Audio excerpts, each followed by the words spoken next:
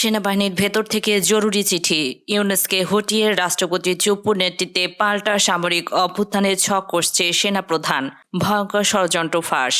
আর ওয়াকার সাহেব, আপনি কি কইছিলেন? আপনি 5ই আগস্ট 2024 তারিখে জাতিকে ধোকা দিচ্ছেন এই বইলা যে প্রত্যেকটা হত্যার তদন্ত হবে, বিচার হবে। করছেন? করেন নাই। এবং সর্বশেষ জানাবো, আমেরিকায় ধরা খেল তথ্য ও সম্প্রচার প্রতিমন্ত্রী মোহাম্মদ আলী আরাফাত। এতক্ষণ শুনছিলেন সংবাদ শিরোনাম, এখন থাকছে বিস্তারিত। আশঙ্কা, ছাত্র জনতার রক্তের বিনিময়ে অর্জিত আমাদের দ্বিতীয় স্বাধীনতা এবং আওয়ামী লীগ ফ্যাসিস্টদের পুনর্বাসনের নীল নকশা।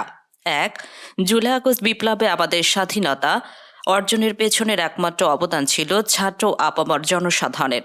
এখানে সরকার কোনো বাহিনী বা প্রতিষ্ঠান সাহায্য করেনি, তবে বর্তমান র্যাব ও বিজিবি দাবি করছে যে তারা ছাত্রদের পক্ষেই ছিল। একইভাবে সেনাবাহিনীকে পরবর্তীতে এমনভাবে গৌরবান্বিত করার চেষ্টা করা হয়েছে যেন তারা ছাত্রদের পাশেই ছিল। প্রকৃত সত্য হলো, 4 আগস্ট ডোনাল্ড লু কর্তৃক মুখ্য সচিব তোফাজ্জল হোসেন মিয়াকে জানানো হয়েছিল সেনাবাহিনী গুলি চালাতে জাতিসংঘ থেকে তাদের ফেরত নেওয়া হবে। এই প্রেক্ষিতে সালমান এফ রহমান 5 আগস্ট দিবাগত রাত 2 ঘটিকা থেকে সকাল 7টা পর্যন্ত চেষ্টা করে ব্যর্থ হলে সেনাবাহিনী সহ অন্যান্য বাহিনী প্রধানরা হাসিনাকে পালিয়ে যাওয়ার জন্য পরামর্শ প্রদান করে এবং নিরাপদে ভারতে যাওয়ার বন্দোবস্ত করেন। একদল তো ওয়াকারের বিপ্লবের নেতা বানায় দেয়। ভলকার তুর্ক ফাঁস করে দিছে কেমনে এই ক্যাশ প্রেমিক জেনারেলরা দেশপ্রেমিক জেনারেল বনে গেছে, এখন দেশের সেবা করিচ্ছে। তাদের মিশন বন্ধ হওয়ার হুমকি দেওয়া হয়েছিল, দেখেছেন? Well, I can give you examples where it is taken seriously. I'll give you the example of Bangladesh last year. During July, August, there were massive demonstrations of students. They had enough of the previous government under Sheikh Hasina. There was massive repression happening. The big hope for them was actually our voice, was my voice, was also what we were able to do. And we put the spotlight on the situation. And we actually gave the warning to the army that if they get involved, it means that they may not be able to be a troop contributing country anymore. As a result, we saw changes. উল্লেখযোগ্য বিষয় হলো, সশস্ত্র বাহিনীর মধ্যম junior সারির officer এবং সাধারণ সেনা সদস্যরা ছাত্র জনতার পক্ষে নৈতিক সমর্থন দিয়েছিলেন, যার ফলে হাসিনার আনুগত্যকারী জ্যেষ্ঠ সেনা কর্মকর্তারা সেনাবাহিনীর অভ্যন্তরে অভ্যুত্থানের ভয়ে ছিল। 2 বিপ্লব পরবর্তী সময়ে সেনাবাহিনীর জ্যেষ্ঠ কর্মকর্তারা, বিশেষ করে হাসিনার ঘনিষ্ঠরা, কিছুদিন ভয়ে ছিল, তবে সাম্প্রতিক সময়ে তারা আবার সক্রিয় হয়ে উঠেছে। এছাড়াও সার্বিকভাবে দেশের আইন শৃঙ্খলা উন্নয়নে সেনাবাহিনীর উল্লেখযোগ্য সংখ্যক জ্যেষ্ঠ কর্মকর্তাদের সদিচ্ছার অভাব সর্বজন স্বীকৃত। কনিষ্ঠ অফিসার ও সেনা সদস্যরা চাইলেও আওয়ামী লীগ সন্ত্রাসীদের ধরতে দেওয়া হচ্ছে না, কারণ জ্যেষ্ঠ কর্মকর্তারা বাধা দিচ্ছে। এই সুযোগে ফ্যাসিস্টরা পুনর্বাসিত হচ্ছে। 3 সেনাবাহিনীর ভেতরে বর্তমানে আওয়ামী লীগ পুনর্বাসনে কাজ করছে 2টি গ্রুপ, একটি মেজর জেনারেলদের এবং অন্যটি ব্রিগেডিয়ার জেনারেলদের। মেজর জেনারেলদের গ্রুপে রয়েছে আমিন সাইদ, কবির, নাজমুল, সারোয়ার, মাহবুব, জাহাঙ্গীর এবং 27তম বিএম লং কোর্চের 6 জন major general, Sarwar, Farid, DG, NSI ব্যতীত। 4 মেজর জেনারেল ফেরদৌস ও তার প্রভাব। মেজর জেনারেলদের গ্রুপের নেতৃত্ব দিচ্ছে BA 4410 major general Ferdous Hasan Selim. এই অফিসার শেখ হাসিনার ঘনিষ্ঠ বান্ধবী ছেলে এবং হাসিনাকে ফুপু বলে ডাকে। নানা দেশের ইতিহাসে একমাত্র এই অফিসারের পার্সিং আউট 20 ডিসেম্বর 1992 অনুষ্ঠানে শেখ হাসিনা বিরোধী দলীয় নেত্রী হিসেবে বিএমএতে গমন করেন। মেজর জেনারেল ফেরদৌস দুর্নীতির দায়ে অভিযুক্ত জেনারেল আজিজের সামরিক উপদেষ্টা হিসেবে আজিজের সকল অবৈধ লেনদেনের সাথে জড়িত ছিলেন। কেবল তাই নয়, নজিরবিহীন দৃষ্টান্ত স্থাপন করে আজিজ পরবর্তী চরিত্রহীন সেনাপ্রধান জেনারেল শফিরের সামরিক উপদেষ্টা হিসেবে নিয়োগ পান তিনি। বর্তমানে তিনি প্রধান উপদেষ্টা সামরিক সচিব হিসেবে অত্যন্ত গুরুত্বপূর্ণ পদে নিয়োজিত রয়েছেন। অতি চতুর এই অফিসার প্রধান উপদেষ্টাকে ব্যবহার করে সশস্ত্র বাহিনী, সিভিল এবং ফরেন সার্ভিস ও পুলিশের বড় পদগুলোকে আওয়ামী লীগপন্থী লোকদের বসাচ্ছেন। কিছু ক্ষেত্রে বাহিনীর প্রধানদের সুপারিশও পরিবর্তন করেছেন এই অফিসার। উদাহরণ হিসেবে ব্রিগেডিয়ার জেনারেল মোস্তাফিজের পদোন্নতি এবং ডিজিএফআইতে পদায়নের সুপারিশ পরিবর্তন করে হাসিনার নিরাপত্তা উপদেষ্টা কুখ্যাত মেজর জেনারেল অবসরপ্রাপ্ত তারেক সিদ্দিকী মনোনীত মেজর জেনারেল জাহাঙ্গীরকে ডিজিএফআই হিসেবে পোস্টিং করান। মেজর জেনারেল ফেরদৌস শুরু থেকে গোপনে শেখ হাসিনা ও তারেক সিদ্দিকীর সাথে যোগাযোগ রক্ষা করে চলেছেন। 5. সামরিক বাহিনী ঘিরে আওয়ামী লীগ ছক।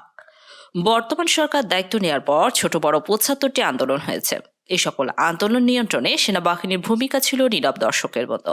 4 আগস্ট পর্যন্ত সেনাবাহিনীর জ্যেষ্ঠ কর্মকর্তারা যেভাবে ছাত্র জনতাকে অত্যাচারের জন্য চাপ দিয়েছেন, সেই রকম কোনো উদ্যোগ বর্তমানে আওয়ামী লীগ সন্ত্রাসীদের ধরার জন্য নেই।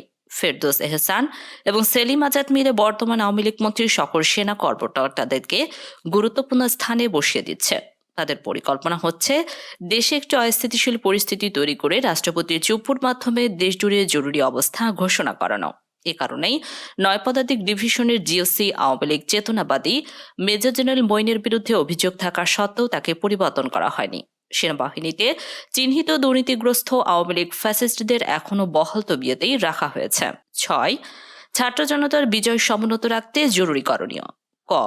বিতর্কিত জ্যেষ্ঠ সেনা কর্মকর্তাদের গুরুত্বপূর্ণ পদ থেকে দ্রুত অপসারণ। ফেরদৌস, জাহাঙ্গীর মঈন, আশরাফ, সেলিম আজাদ প্রভৃতি, মেজর জেনারেল আমিন, মাহবুব কবির, খালেদ আল মামুন এবং সারোয়ারদের মতো অন্ধ আওয়ামী লীগ নেতা টাইপ কর্মকর্তাদের অনতিবিলম্বে বাধ্যতামূলক অবসর প্রদান। খ. সেনাবাহিনীতে চিহ্নিত আওয়ামী লীগ ঘাতকদের অবিলম্বে বাহিনী থেকে বের করে দেয়া। বরখাস্তকৃত মেজর জেনারেল জিয়াউল আহসানি একমাত্র গুম খুনের সাথে জড়িত ব্যক্তি নয়, কমপক্ষে 40 থেকে 50 জন কর্মকর্তা আছেন যারা প্রত্যেকে ডজন খানেকের বেশি গুম এবং বিচার বহির্ভূত হত্যাকাণ্ডের সাথে জড়িত ছিলেন। গ. ছাত্র জনতা যারা সেনাবাহিনীর জ্যেষ্ঠ কর্মকর্তাদের দ্বারা গুম, খুন ও নিপীড়নের শিকার হয়েছেন, তারা দ্রুত উক্ত কর্মকর্তাদের বিরুদ্ধে আইসিটিতে মামলার ব্যবস্থা করুন। পরিশেষে সকল জ্যেষ্ঠ সেনা কর্মকর্তা ও সকল পদের সামরিক সদস্যদের উদ্দেশ্যে বলবো, 5 আগস্টের মতো জনসাধারণের পাশে থাকুন। এই দেশ আমাদের সকলের। একটি পদোন্নতি, একটি পোস্টিংয়ের এবং কোনো রাজনৈতিক দলের জন্য নিজের বিবেক বিক্রি করবেন না। সারা দেশের জনগণের ভরসা আপনাদের ওপর। যারা রাষ্ট্র জনগণ বিরোধী কোনো চক্রের সাথে হাত মেলাবেন, তাদের বাংলার মাটি থেকে কিছুতেই পালিয়ে যেতে দেয়া হবে না। টকশো থেকেই সরাসরি মন্ত্রিত্ব। কোনোদিন আওয়ামী লীগের রাজনীতি না করেও স্বৈরাচারী শেখ হাসিনার শাসন আমলে ঢাকা 17 আসনের উপনির্বাচনে হিরো আলমকে হারিয়ে এমপি হন আলী আরাফাত।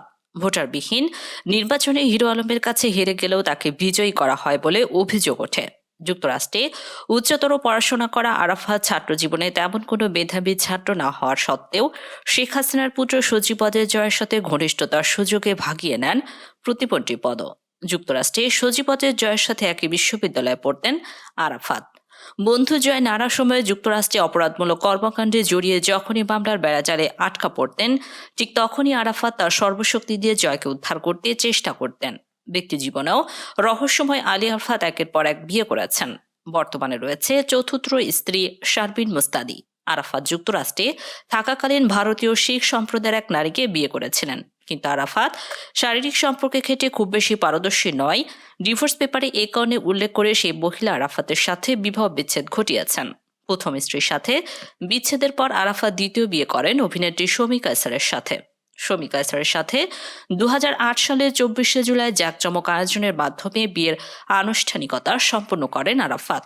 কিন্তু কিছুদিন যেতে না যেতেই শমী কায়সারের সাথেও বিবাহ বিচ্ছেদ ঘটে আরাফাতের। শমীর সাথে ডিভোর্সের পর লম্পট এই নারী লিপ্স আরাফাতের লাম্পট্যপনা থেমে থাকেনি। বিতর্কিত নারী পাপিয়া যখন গ্রেপ্তার হয়েছিলেন, তখন জিজ্ঞাসাবাদে যে কজন পুরুষ তার পিওবনে নিয়মিত খরিদ্দার ছিল, তাদের নাম প্রকাশ করে দেন পাপিয়া। পাপিয়ার স্বীকারোক্তি থেকে জানা যায়, আরাফাত তার নিয়মিত কাস্টমারের তালিকাতে প্রথম সারিতে ছিল। এছাড়াও আরাফাতের রয়েছে একাধিক বান্ধবী। আরাফাতের দুর্নীতি। সুচিন্তা ফাউন্ডেশন নামে একটি সংগঠন করে চাঁদাবাজিতে লিপ্ত ছিলেন আলী আরাফাত। ব্যবসায়ী মন্ত্রীদের কাছ থেকে ডোনেশন আদায় করতেন তিনি। অন্যদিকে সাবেক প্রধানমন্ত্রী শেখ হাসিনার ছেলে সজীবদের জয়ের নাম ব্যবহার করে ইয়ত বাংলা সামাজিক সংগঠনের মাধ্যমে বিপুল পরিমাণ অর্থ পাচার করেন তিনি। ভিন্ন সংগঠন ও প্রতিষ্ঠান থেকে চাঁদা আদায় করে জেলায় জেলায় প্রোগ্রাম করতেন ইয়ত বাংলার নামে, আর সেই সব অনুষ্ঠানে প্রধান অতিথি রাখতেন শেখ হাসিনার ছেলে সজীবদের জয়কে। কখনো কখনো তার অনুষ্ঠানে উপস্থিত থাকতেন সাবেক প্রধানমন্ত্রী শেখ হাসিনাও। আর এইসব কাজে অর্থ দিতেন আইসিটি প্রতিমন্ত্রী জুনায়েদ আহমেদ পলক। অভিযোগ রয়েছে, পলক আইসিটি মন্ত্রণালয়ের বিভিন্ন প্রকল্প থেকে ইয়ত বাংলাকে টাকা সরবরাহ করতেন। এছাড়াও যার প্রভাব খাটিয়ে আইসিটি মন্ত্রণালয়কে আওয়ামী লীগের প্রচার কাজে ব্যবহার করতেন আরাফাত। তথ্যমন্ত্রী হওয়ার পর অপতথ্য দমনে জোর দেওয়ার কথা জানালেও তিনি নিজেই সবসময় অপতথ্য দিতেন। গলাবাজি করে গণমাধ্যমে ভুল তথ্য দিতেন। সরকারের সিনিয়র মন্ত্রীদেরও পাত্তা দিতেন না। প্রভাব খাটিয়ে কানাডিয়ান ইউনিভার্সিটি নামে একটি বিশ্ববিদ্যালয়েও অনুমোদন পান তিনি।